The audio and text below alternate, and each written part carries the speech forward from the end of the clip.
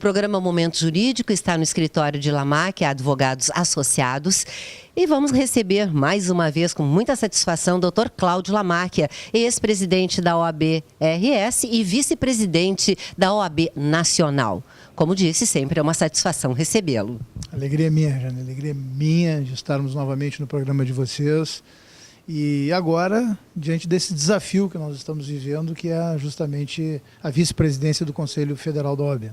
Mas, doutor Lamaque, a OAB está discutindo com o Senado propostas para a reforma política. De que trata essas propostas?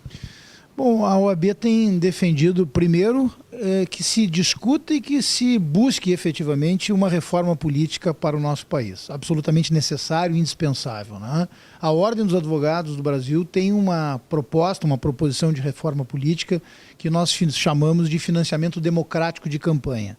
A OAB, na medida que viu que este projeto, esta ideia, ela não evoluía no âmbito do Congresso Nacional, nós ajuizamos, inclusive, uma ação direta de inconstitucionalidade, buscando coibir, buscando proibir, buscando declarar a inconstitucionalidade da possibilidade das empresas jurídicas, das pessoas jurídicas financiarem campanhas. Porque nós entendemos que isto, sim, priorizará aquela máxima que seria um homem, um voto.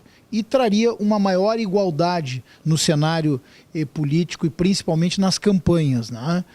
Na medida que nós temos empresas financiando campanhas de determinados candidatos, nós temos uma desigualdade muito grande. Sim.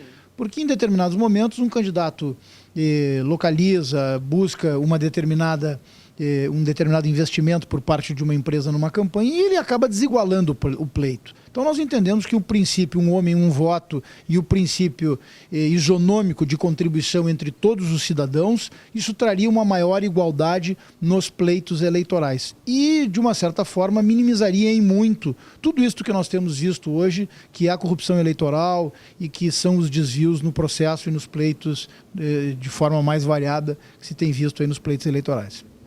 Mas a OAB está recolhendo junto à sociedade mais de 70 entidades assinaturas para a Lei de Iniciativa Popular. Gostaríamos de saber do que trata essa lei.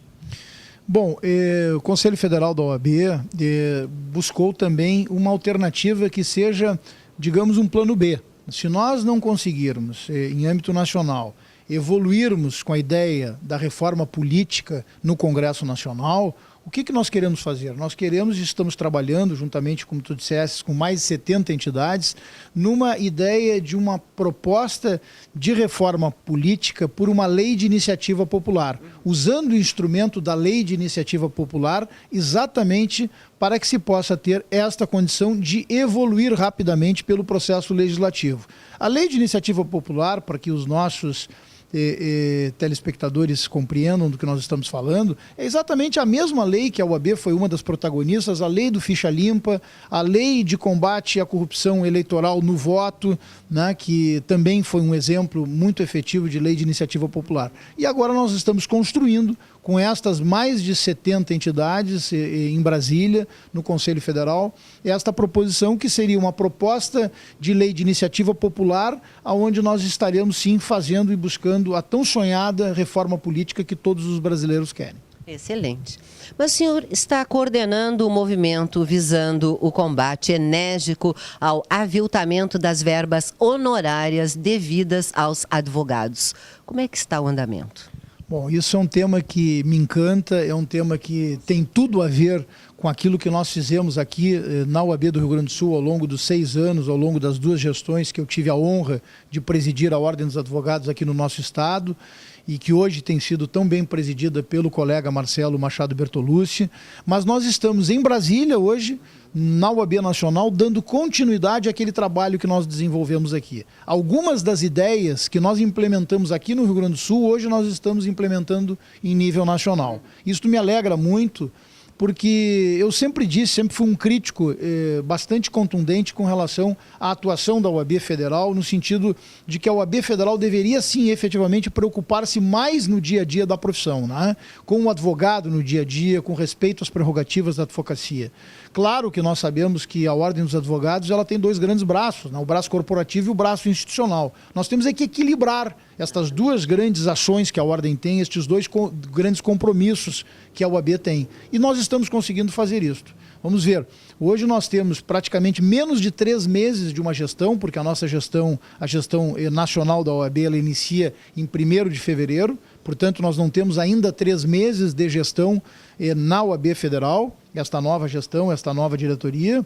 E nós, ao longo deste período, tivemos inúmeras conquistas já, inúmeras ações visando exatamente isto que diria, né? Que estava eu aqui colocando. A primeira delas, nós criamos a Procuradoria Nacional de Defesa das Prerrogativas da Advocacia. Nacional. Diga-se que o Rio Grande do Sul já, ato contínuo, também criou aqui. O presidente Marcelo Bertolucci aqui criou a Procuradoria Regional, a Procuradoria Estadual. E outras OABs do país também estão criando. Criamos a Ouvidoria Nacional de Honorários, a exemplo do que nós já tínhamos aqui no estado do Rio Grande do Sul. Desde 2007, não é? Desde 2007, exatamente, Regiane. Vocês, como sempre, muito bem informados. Mas isto foi algo que deu muito certo aqui no Rio Grande do Sul, a ouvidoria de honorários, porque isso nos possibilita um contato direto com o advogado que sofre algum desrespeito aos seus honorários. Ele comunica a ordem e a ordem pode interagir e, acima de tudo, a ordem pode participar do processo, entrando no processo como interessada. Esta ouvidoria hoje, em nível nacional, como nós criamos agora, ela já recebeu apenas nos primeiros dias mais de 70 denúncias de aviltamento de honorários advocatícios.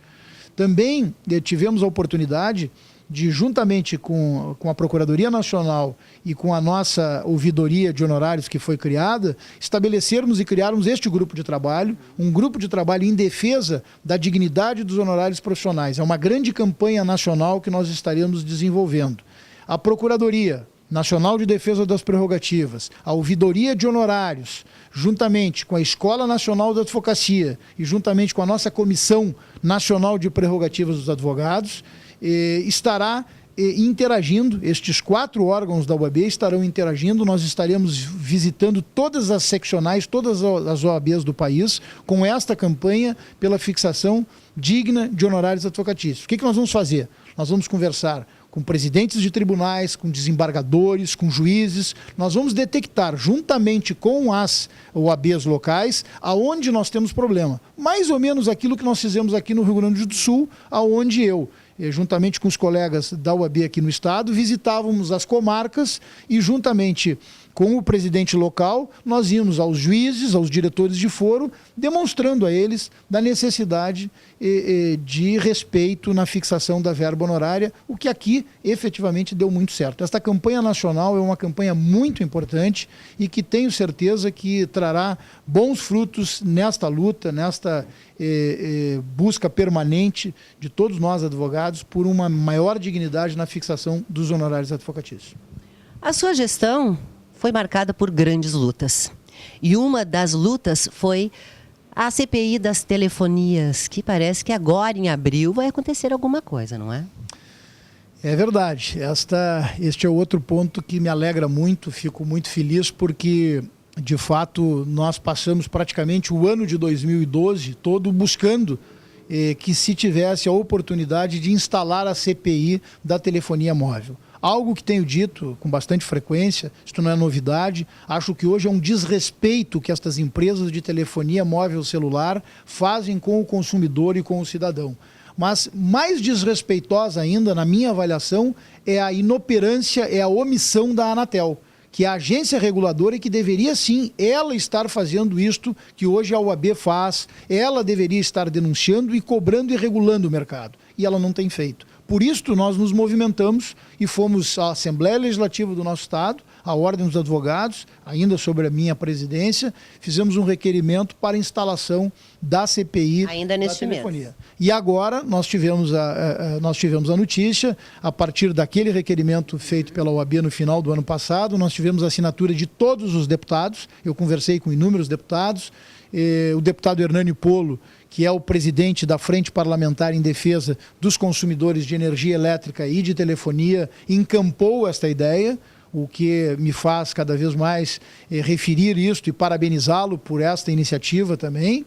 E aí nós tivemos a oportunidade de coletarmos a assinatura, todos os deputados, volto a referir isso, todos os deputados do Rio Grande do Sul assinaram, e esta CPI será, para nossa satisfação agora, instalada neste mês ainda, e eu espero que a partir da CPI nós possamos sim cobrarmos, primeiro, explicações das empresas de telefonia que estão obrigadas a dar explicações ao cidadão e principalmente ao consumidor. E também por parte da Anatel, do porquê a Anatel tem uma leniência tão grande na condução e principalmente na fiscalização destas empresas de telefonia celular. Ao longo desses 3 meses, nos fale sobre o que foi desenvolvido na sua gestão como vice-presidente da OAB Nacional. Importante, Regiane, registrar mais uma vez, ao longo desses praticamente 3 meses que nós estamos neste novo desafio, nesta honrosa função de vice-presidente nacional da Ordem, inúmeros temas da advocacia já avançaram e temas que nós iniciamos com eles aqui no Rio Grande do Sul. Tivemos reuniões com todos os advogados, hoje deputados e senadores, no prédio da OAB. Nós estamos com uma grande frente parlamentar trabalhando em defesa de projetos da advocacia. Poderia falar do projeto do Simples para os advogados, que está evoluindo fortemente. Tivemos já com 3 ministros e o compromisso do governo federal, a partir de 3 pastas, 3 ministérios, inclusive o Ministério da Fazenda, comprometendo-se com o projeto de lei do Simples para os advogados, o projeto de lei da Sociedade Individual dos Advogados, que nasceu aqui no estado do Rio Grande do Sul, a partir de uma proposição de um conselheiro federal nosso, conselheiro Levenzon, que trouxe a ideia, nós encampamos ela e hoje, efetivamente, isso também é uma prioridade da OAB Nacional como bandeira, o advogado individual, que possibilitará uma nova forma tributária para diversos advogados menores que têm escritórios de advocacia mais reduzidos em termos de tamanho, em termos de formato. O Simples também, que é importantíssimo para todos nós, né?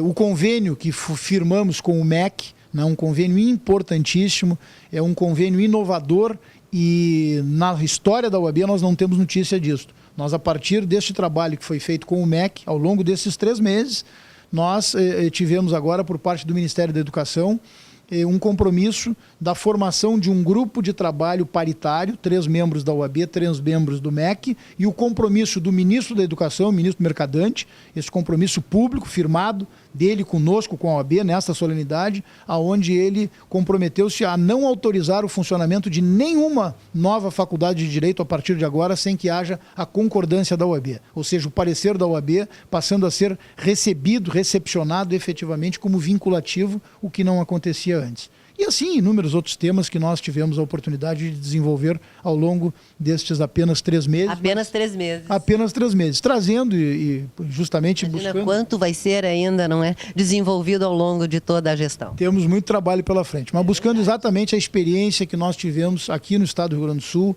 e eu tenho procurado levar ao Conselho Federal exatamente o trabalho que nós desenvolvemos aqui, o trabalho e as lutas que nós empreendemos aqui no Rio Grande do Sul. Lutas por honorários, por defesa de prerrogativas, nosso projeto de lei que veda definitivamente a compensação da verba honorária também.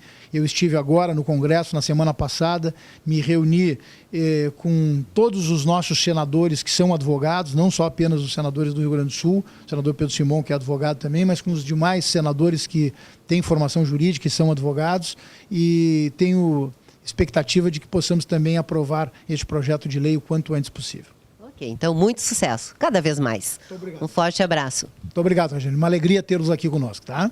Nós vamos aos comerciais, em seguidinha voltamos.